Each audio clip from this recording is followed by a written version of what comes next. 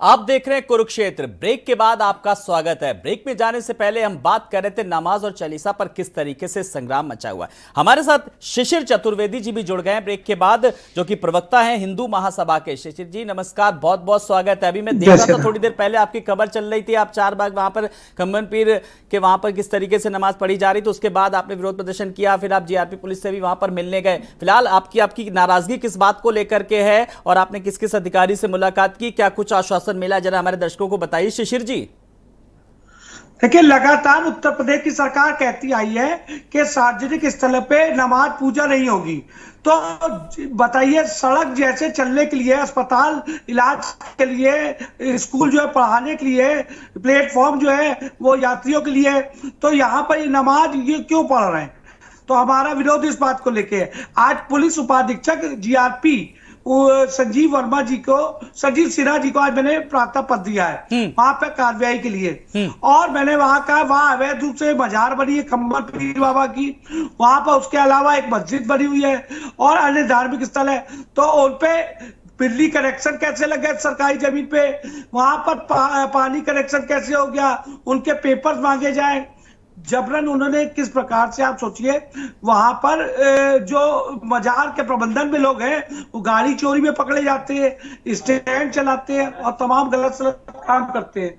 तो इसको लेकर के हमारा विरोध है। यही विरोध मेरा लुलु मॉल में भी था कि सार्वजनिक स्थल पे नमाज क्यों पढ़ाएगी। अच्छा, तो आपको जब आश्वासन फिर क्या मिला है शिशिर जी? आपने जब अपनी मांगे रखी, अपनी बात, हाँ, उन्होंने कहा हम जल्द इस पे कठोर कार्रवाई करेंगे जिसका परिणाम आपको जल्द से जल्द दिखेगा। और मैं डीआरएम रेलवे, जो उत्तर रेलवे है, उनको भी प्रार्थना पत्र परसों दूंगा जी। अच्छा, अब आप ये बताइए कि अब आपकी सरकार से क्या कुछ मांगा और आपको क्या शिकायत है कि सरकार ने काम नहीं किया? जो काम सरकार को करना चाहिए वो आप लोग कर रहे हैं, हिंदू संगठन आगे आकर के कर रहे हैं।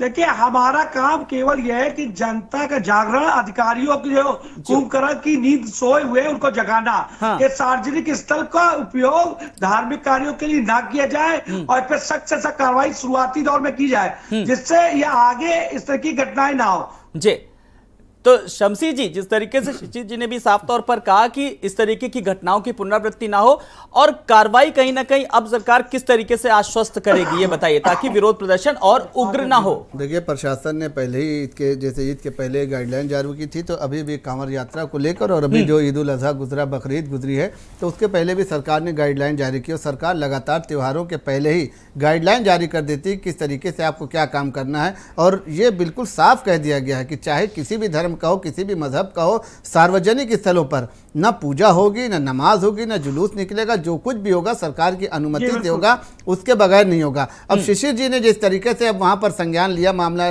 चारबाग के स्टेशन का बता रहे हैं, तो उन्होंने जिस तरीके से जाके प्रशासन को कहा, तो प्रशासन ने कहा है कि भाई हम उसके खिलाफ सख्त कार्रवाई करेंगे। लेकिन यही शिशिर जी अगर कानून हाथ में लेने का काम करते तो सरकार इनके ऊपर भी कार्रवाई करती है। ऐसा नहीं है कि शिशिर जी को कानून हाथ में लेने का कहे या शिशिर जी कानून के ऊपर है, सरकार के ऊपर, ऐसा नहीं है। शिशिर जी ने बहुत समझदारी का काम किया कि पहले प्रशासन को अवगत कराया और प्रशासन ने खुद जिम्मेदारी ली है। तो यही सरकार का काम है कि सबने अपनी अपनी समझदारी दिखा दी।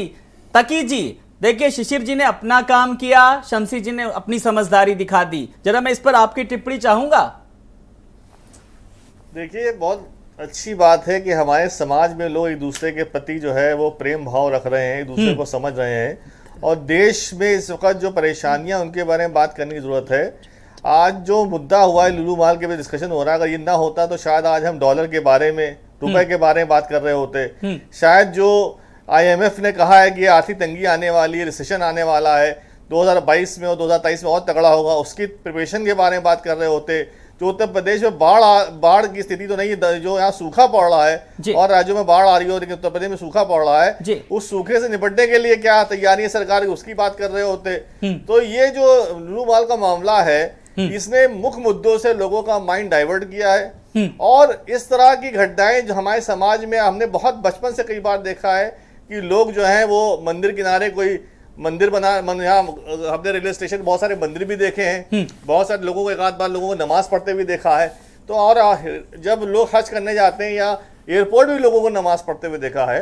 तो अगर किसी, देखिए, पब्लिक न्यूसेंस अगर कोई हो रहा है, कोई ट्रैफिक जाम हो रहा है, कोई एम्बुलेंस फंसी हुई है, कोई जा नहीं पा रहा है, बिल्कुल। तो बात गलत है। लेकिन अगर कोई आदमी शांतिपूर्वक अपने भगवान को, अपने ईश्वर को याद कर रहा है, जिससे किसी को परेशानी नहीं हो रही है, उसको इतना बड़ा मुद्दा याद बनाने करने की पे जरूरत या नहीं है। इबादत का या पूजा का, लेकिन तरीका जो होना चाहिए वो पंचायत होना चाहिए। चलिए ठीक है, आपकी बात अपनी जगह में। मैं एक बार एक बार मैं पीयूष जी के पास भी आ जाता हूं। पीयूष जी, कुल मिलाकर के लगातार ये आरोप लग रहा है कि एक प्रोपेगेंडा है और ये एक एडवर्टाइजमेंट का भी एक तरीका हो सकता है। क्या ऐसा भी हो सकता है? इस नजरिए से भी देखा जा सकता है इस पूरे सिनेरियो को? देखिए आलोक जी, हाँ, इस पे मैं लीगली मैं यही कह सकता हूँ, मॉल प्रबंधन को, जब शिशिर जी भी थे वहां पे, जब उन्होंने माफी मांगी और उन 9 अज्ञात लोगों के खिलाफ FIR भी थाने में कंसर्न जो भी जुरिस्डिक्शनल थाना था सुशांत गोल्फ का, उसमें लॉज हो गई है। तो अब ये कानून व्यवस्था के ऊपर निर्भर करता है कि वो इसमें विवेचना में आगे क्या लेकर आते हैं। तो ये सवाल तो कानून का है, वो अपने स्तर से इसको हल करेंगे और हम लोगों को तो अपने प्रदेश की तरक्की के बारे में सोचना चाहिए। जी बिल्कुल, तरक्की के बारे में सोचना चाहिए। हाजी हसन अहमद जी भी हमारे साथ जुड़ गए। जी, मुझे जाना है, जो एक सवाल जो भी ले रहा हूं ले लीजिए। जी, सवाल बस अब हमारा ये, अब आप सरकार से सीधे क्या कुछ चाहते हैं और किस तरीके से आगे अब अपनी जो कार्रवाई होगी उसमें सहयोग करेंगे? जी आलोक जी, मैंने जिस प्रकार से लुलु मॉल का मामला उठाया है जी, उसमें आप देखिए, ये हमारा जो मामला था ये सरकार का मामला था। ये सरकार कह रही है, हमने उसी के क्रियान्वयन की बात कही है और कानून हाथ में ले लिया है। और मेरी प्रार्थना पद पे अब तक कार्रवाई नहीं हुई, लुलु मॉल पे कोई कार्रवाई नहीं हुई अब तक, और हम इंतजार कर रहे हैं कार्रवाई का। प्रशासन ने मुझे कुछ समय मांगा है कि जो नमाज पढ़े हैं उनको गिरफ्तार करेंगे, ठीक है? तो हम वेट कर रहे हैं, आगे जो होगा उस पर हम लोग देखेंगे। जैसा आज भी प्रार्थना पत्र देख के आए, आगे देखते क्या कार्रवाई सरकार करती है। अगर यहाँ कार्रवाई नहीं होगी तो लोग और भी ऐसे काम करेंगे। तो इस प्रकार से कानून के तोड़ने वाले लोग हैं, ये मस्जिदों से बम चलाते हैं, बुर्का पहन के ये पत्थर चलाते हैं कश्मीर में। और आप जिस प्रकार से करौली में देखिए इन्होंने क्या किया, या अजमेर दरगाह पे क्या किया। तो इस प्रकार से ये कानून के तोड़ने वाले लोग, लेकिन कोई भी कानून तोड़े, लेकिन धर्म की बात करने वाले, लेकिन बदनाम कौन होता है? बदनाम धर्म ही होता है। चलिए मैं आ रहा हूं। जी, चलिए बहुत बहुत शुक्रिया शिशिर जी, आपको जाना भी है। जल्दी से मुझे और भी मैं आपको आमंत्रित करना चाहता हूँ कि आप मेरे घर पे आके हनुमान चालीसा पढ़िए और मैं आपके साथ 2 रकात नमाज पढ़ूंगा। क्या आपत्ति है इसके अंदर? हम दोनों साथ में पढ़ के पूजा पाठ कर सकते हैं, भगवान को याद कर सकते हैं। सब ईश्वर अल्लाह एक ही नाम है, सब ये एक ही लोग हैं।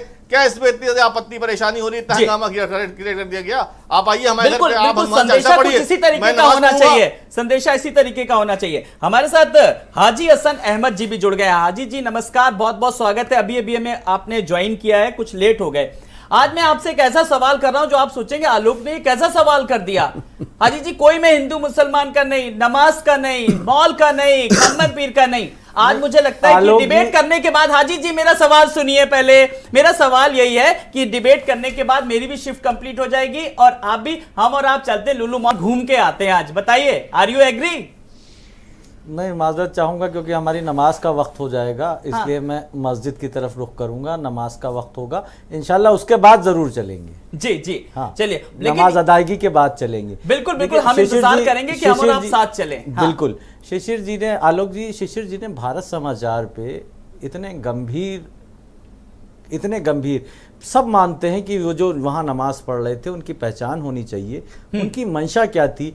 क्या उस माल को पब्लिसिटी स्टंट ये मंशा थी, या अराजकता फैलाना, या इबादत करना? उन्होंने किससे इजाज़त ली थी कि नहीं ली थी? प्रशासन से ली थी। प्रशासन कह रहा है हमने इजाज़त नहीं दी थी, माल प्रशासन।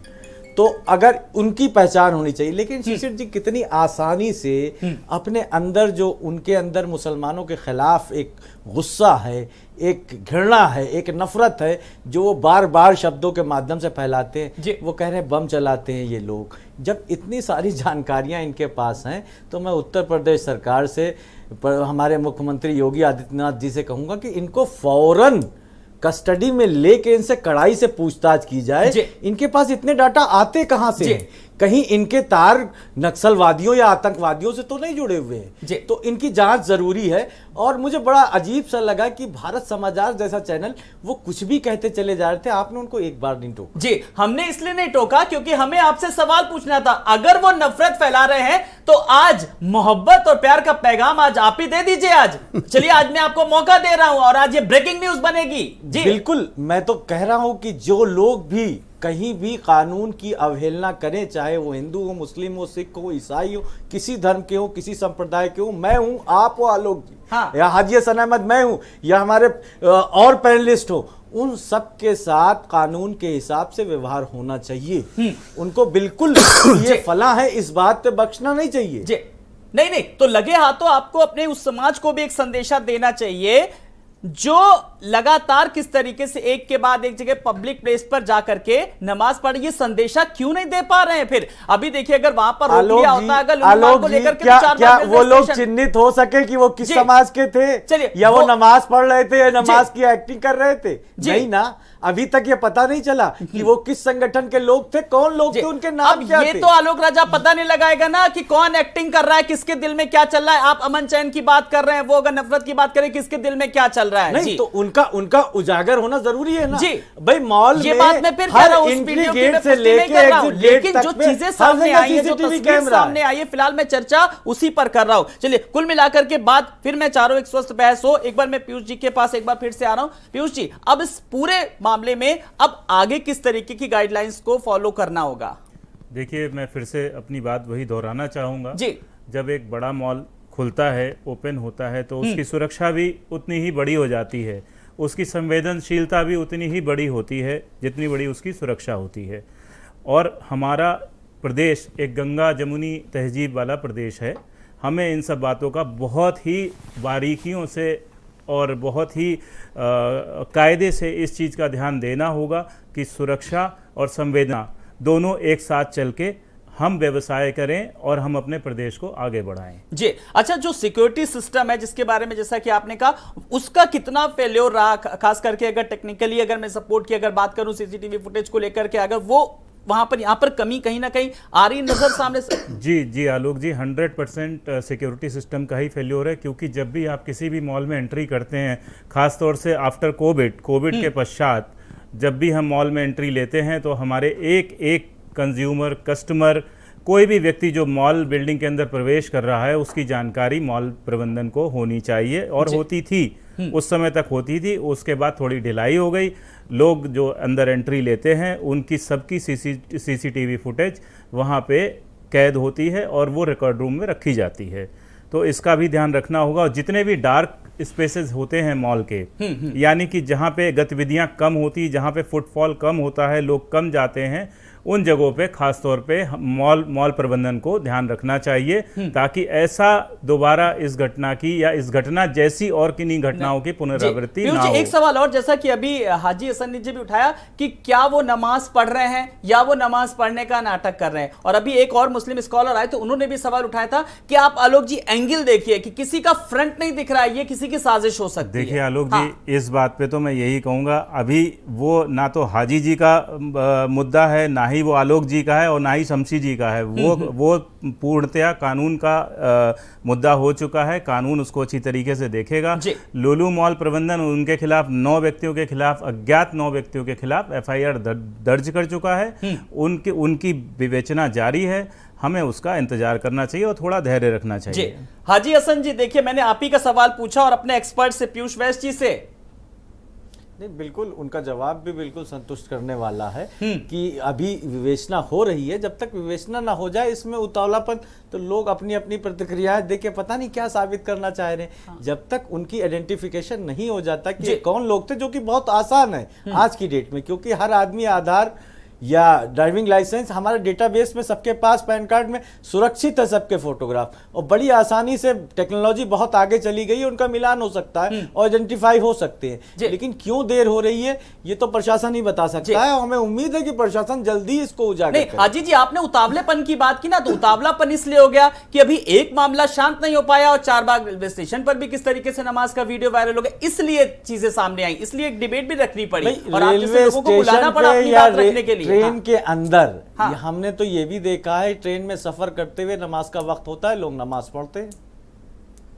तो क्या अब ट्रेन के अंदर अगर कोई ध्यान लगा के बैठ जाएगा इस तरह से तो उसको पुलिस प्रशासन रोक लेगा? नमाज किसी प्रैक्टिस का नाम, देखिए बहुत बड़ी गलतफहमी ये है, कुछ लोग जो नमाज से उनको लगता है कि नमाज ही अगर नमाज पढ़ने से रोक लेंगे तो इस्लाम ख़त्म हो जाएगा। नमाज ध्यान का नाम है, नमाज के लिए कोई ज़रूरी नहीं है। अगर कोई बीमार है तो इशारे से नमाज पढ़ सकता है, अगर कोई खड़ा नहीं हो सकता तो बैठ के नमाज पढ़ सकता है, अगर कोई बैठ नहीं सकता तो खड़े खड़े नमाज पढ़ सकता है। तो आप किसी को किसी से किसी का नमाज पढ़ने का अधिकार नहीं छीन सकते।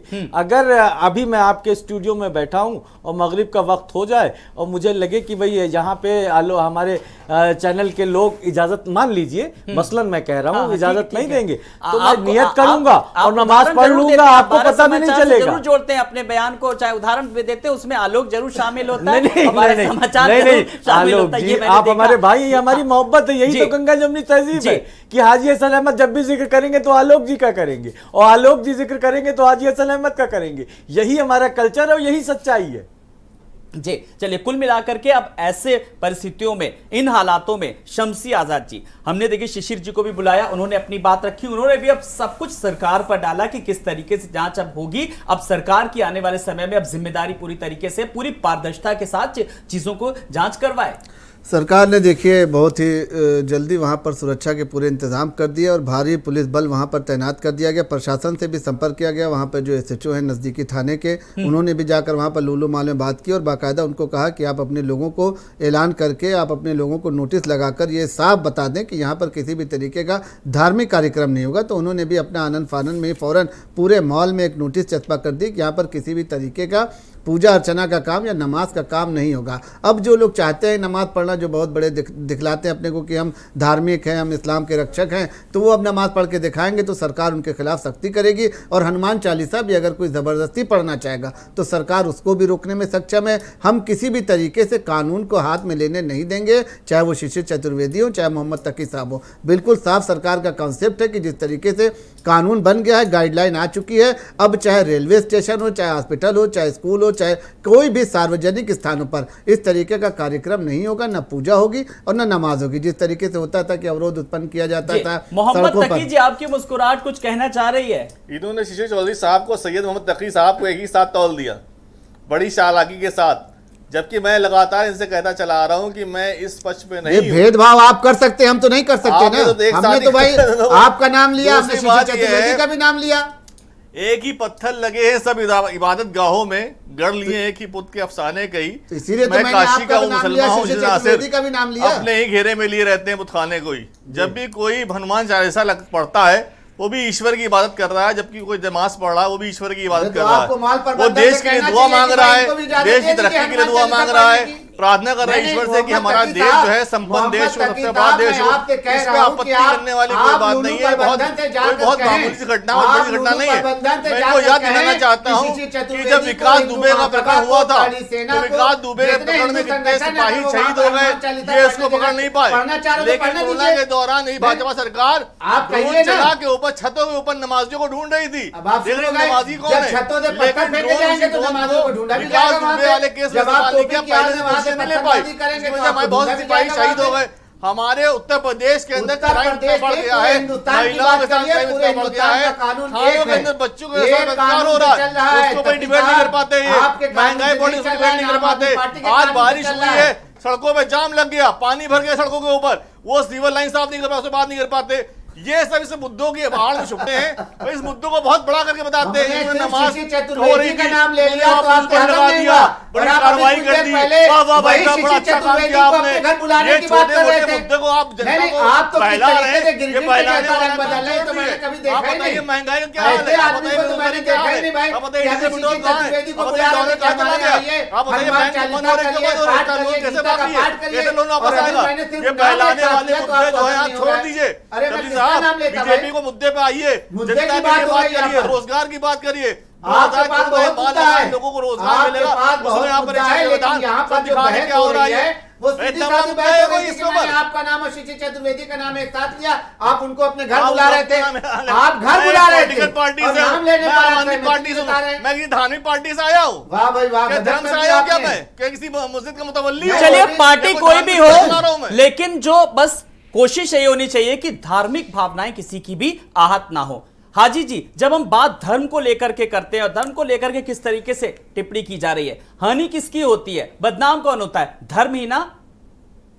देखिए आलोक जी, अब मैं आपके स्टूडियो में बैठा हूं, क्या आप में से आपके स्टूडियो में काम करने वाले किसी भी व्यक्ति की इसमें जो है वो हो रही है, वो आहत हो रहा है कि एक मुसलमान यहाँ कैसे आके बैठ गया? क्या हम बना रहे हैं? प्रदेश को क्या बनाना चाह रहे हैं? क्या चाहते हैं? हम आपकी इस कुर्सी पे आके बैठे हैं, आपके यहाँ से बात कर रहे हैं, तो क्या अब ये माइक, ये कुर्सी आप चेंज करवा देंगे, दूसरी आएगी दूसरे गेस्ट के लिए? कोई आहत कैसे हो सकता है? मैंने कहा, आपने मुझे ऑफर किया कि चलते लुलू माल, मैंने कहा मैं नमाज के बाद जाऊंगा, इससे क्या आहत हो गए लोग? क्या अजीब हम संदेश देना चाह रहे हैं? यही थी हमारी तहजीब, यही हमारा हिंदुस्तान है, यही हमारा भारत है, यही हम कहते हैं सर्वधर्म समभाव। अजीब बात है। तो बात होनी कैसी चाहिए, जल्दी से बताइए 30 सेकेंड में। ये तो अजीब बातें हो गई अभी तक जितना हुआ, जल्दी से। बात होनी चाहिए रोजगार की, बात होनी अच्छा। चाहिए जो आर्थिक मंदी आ रही है, हाँ।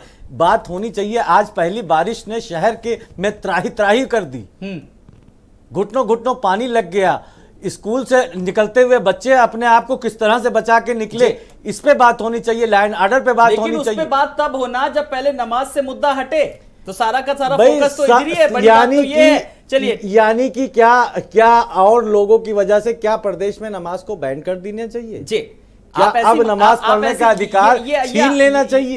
ये आपकी मानसिकता हो सकती नहीं, है। मैं पूछ रहा हूं, आपकी सवाल सोच पूछ अपनी रहा हो हूं। सकती है। मैं जल्दी सवाल से पूछ एक रहा हूं। Final comment. अब सवाल पूछने का टाइम नहीं, क्योंकि आपने देर से आज ज्वाइन किया था। देखिए, मैंने फिर भी आपको पूरा मौका दिया अपनी नहीं, बात हो रखने सके का। तो इन ताकि सवालों का जवाब ले जी, लीजिएगा। इन सवालों के जवाब अगली किसी डिबेट में आएंगे ना, तब पूरा सबसे ज्यादा आपसे ही सवालों के आज मैंने ब्रेक के बाद जब आप जुड़े हैं ना, जब से मैंने सबसे ज्यादा नहीं, जो आपको ही लोग मौका दिया आहत आज हो जी, रहे हैं, इनसे- और मौका उनसे देने इनका के जवाब साथ ही देना साथ चाहिए। मैंने आपको साथ चलने के लिए भी कहा। ठीक है तकी जी, 30 सेकंड में जल्दी से आप अपनी कुछ बात रखना चाह रहे हैं, जल्दी से। हाँ, मैं कह रहा हूँ सड़कों पे नमाज होने से अगर पब्लिक डिस्टरबेंस क्रिएट होता है, ट्रैफिक जैम होता है, वाकई में होता है, तो सरकार की जिम्मेदारी है कि लोगों को स्पेस मुहैया कराए।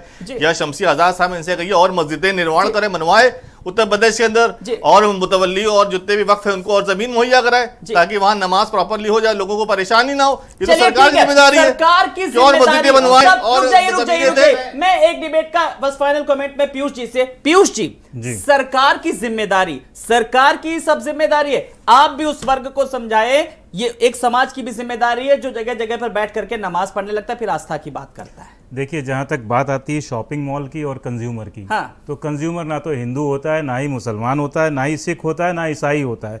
वो ब्रांड देखता है और अपनी पॉकेट देखता है, and they are going to mall, और वो अपना जो भी गुड्स उन्हें परचेज करने होते हैं और फैमिली को ले जाना होता है, एंटरटेनमेंट करना होता है और घर आना होता है। किसी को नमाज या हनुमान चालीसा से उस वक्त कोई मतलब नहीं होता है। मॉल पूर्णतया एक व्यावसायिक स्थल है। नमाज हनुमान चालीसा से किसी को आपत्ति नहीं है जी, ये तो बीजेपी वाले जो इसको मुद्दा बना देते हैं। मैं ये नहीं कह- मैं जिम्मेदारी बता रहा हूँ, मैं जिम्मेदारी बता रहा हूँ तकी जी, मेरी बात सुनिए।